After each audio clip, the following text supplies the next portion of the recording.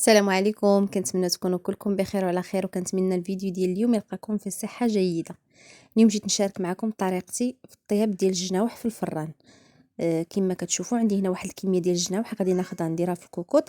غادي ندير عليها الماء وندير معاها واحد جوج طرونش ديال الحامض، جوج ورقات ديال الرند او سيدنا موسى، ومعلقه ديال الملحه ومعلقه ديال السكينجبير. غادي نديرهم فوق البوطه يتسلقوا شويه باش منها نحيدو الزفوريه ديالهم، وفي نفس الوقت ما يشدوش ليا الطياب في الفران. غندوزو هنا باش نوجدو الشرموله. انا عندي هنا واحد جوج معالق حتى ل3 المعالق ديال القزبر ومعدنوس. عندي جوج معالق كبار ديال مايونيز، واحد جوج معالق كبار كذلك ديال الكاتشوب.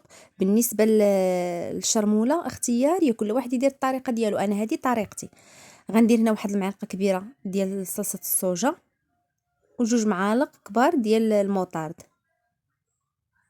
غادي ندير واحد جوج معالق كبارين ديال القشده الطريه الخاصه بالطهي، اللي بغى يديرها اللي مبغاش يديرها بلاش. جوج معالق كبار ديال زيت الزيتون.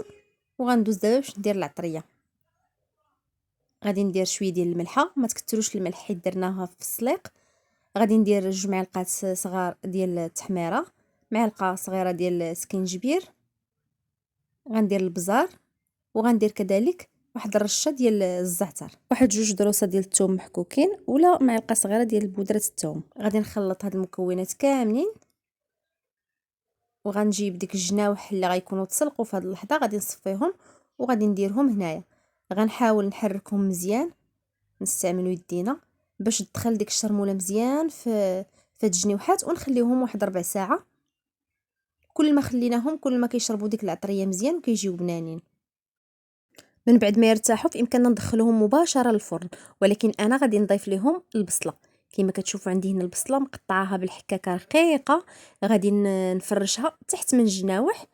كما كتشوفوا هنا راني فرشتها، وعاد غادي ندخل الطبسيل ديالي للفرن. الفران غنكونوا شاعلينه من التحت ومن الفوق على درجه 180. هنا راني شاركته معكم هو في الفرن. هذا هو الشكل النهائي ديالو من بعد ما كنخرجوه، راه كيتحمر وديك البصيله راه كتجي معسله وكتجي بنينه. اللي بغى ما يديرهاش ما في امكانكم ما ديروهاش. انا ديجا ما كنديرهاش، ولكن دابا جوج المرات جربتها جاتني زوينه وليت كنديرها. كما كتشوفوا راه كتجي معلكه وكتجي بنينه. كنتمنى ان الفيديو ديال اليوم ينال اعجابكم، ولا عجبكم ما تنساوش ديروا جيم، تبارطاجيو مع الاصدقاء ديالكم، وتشتركوا اللي باقي ما اشتركش. وهنا راني كنوريكم الجنيوحات انهم كيجيو محمرين وكيجيو الصراحه بنان.